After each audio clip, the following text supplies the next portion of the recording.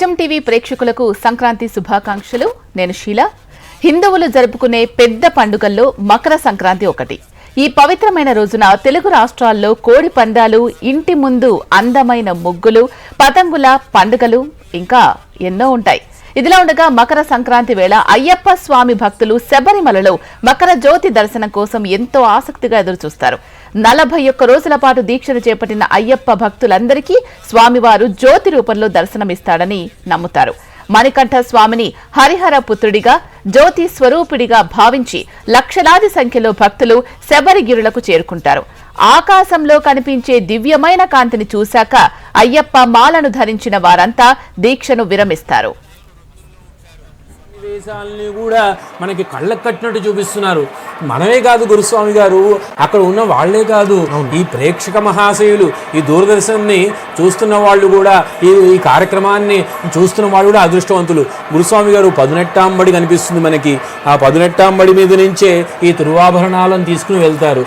అక్కడ ఆ దీపకాంతులు, అక్కడ వాళ్ళందరూ కూడా నిమగ్నమై ఉన్నారు, ఒక సముదాయంగా ఉన్నారు. చూడండి, పోలీస్ శాఖ వారు పర్యవేక్షిస్తున్నారు. వాళ్ళందరూ క్రమశిక్షణలో పెట్టారు అక్కడ స్వాములందరినీ కూడా.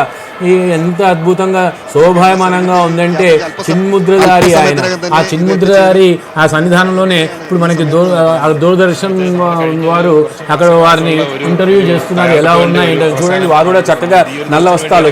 ప్రేమ్ కృష్ణన్ ఐఏఎస్ గారు, ఆయన ఐఏఎస్ గారు, జిల్లా కలెక్టర్ వారు అక్కడ పదునెట్టాంబడి జిల్లాకి కలెక్టర్ గారు వారు అక్కడ ఉండి ఆయనకి ఈ వయస్సులో ఆయనకి సేవ చేసుకునే భాగ్యం కలిగింది. అక్కడ ఉండి ఈ మన స్వామివారి యొక్క ఉత్సవాల్లో పాల్గొనడం, ఆధ్యాత్మిక చింతన రావడం, జిల్లా అధికారి కాబట్టి వారి బాధ్యత. అక్కడ ఏం జరిగినా కూడా వారిని అడుగుతారు.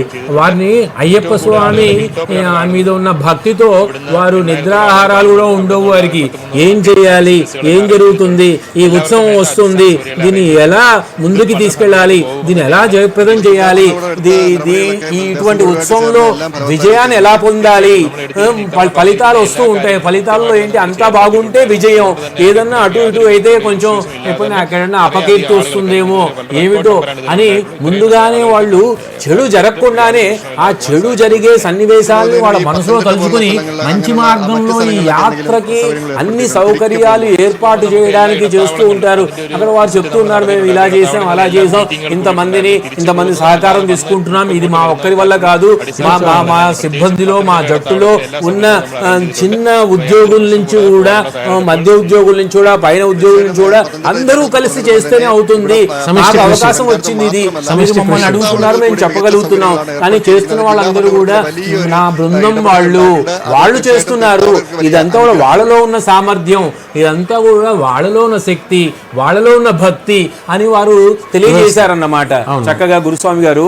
ఇప్పుడు చూడండి, పదునెట్టాంబడి మన సన్నిధానంలో అక్కడ చక్కగా మనకి రావి చెట్టు, ఇవన్నీ అశ్వత్థ వృక్షం అన్నీ కూడా కనిపిస్తున్నాయి. గురుస్వామి గారు కనిపిస్తున్నాయి. ఎంత అద్భుతంగా ఉంది, శోభాయమానంగా ఉంది. పదునెట్టాంబడి కనిపిస్తుంది. ఆ పైనే మనకి పక్కనే శరణమయ్యప్ప అని కనిపిస్తూ ఉంది. ఇవన్నీ కూడా చాలా అద్భుతమైన సన్నివేశాలు గురుస్వామి గారు. ఇటువంటి సన్నివేశాలు నవవిధా భక్తులతో ప్రతి ఒక్కరు కూడా చేస్తూ ఉన్నారు గురుస్వామి గారు. ఇప్పుడు అక్కడ గురువు ఉపదేశంలో కూడా వాళ్ళు తీసుకుని ఎన్నో అక్కడ సన్నిధానంలో గురువుల్ని సంప్రదిస్తారు, గురుస్వామిని అడుగుతారు, తెలుసుకుంటారు. అనేక కార్యక్రమాలు జరుగుతూ ఉంటాయి. అయ్యప్ప స్వామి సర్వజ్ఞుడు, ఆయన దైవజ్ఞుడు. ఆయన ఎంత గొప్పవాడంటే ఆయన గురువు. చూడండి, చక్కగా అరుణ్ కుమార్ గారు సన్నిధానంలోకి, దేవాలయం సన్నిధానం అంతరాలయంలోకి వారును వారి బృందం లోపలికి వెళ్తున్నారు. వారు సాయంకాలం జరిగే పూజలు ఉంటాయి. ఆ సాయంకాలం జరిగే పూజల్ని అక్కడ చేయడానికి సన్నిధానంలోకి వెళ్ళారు గురుస్వామి గారు.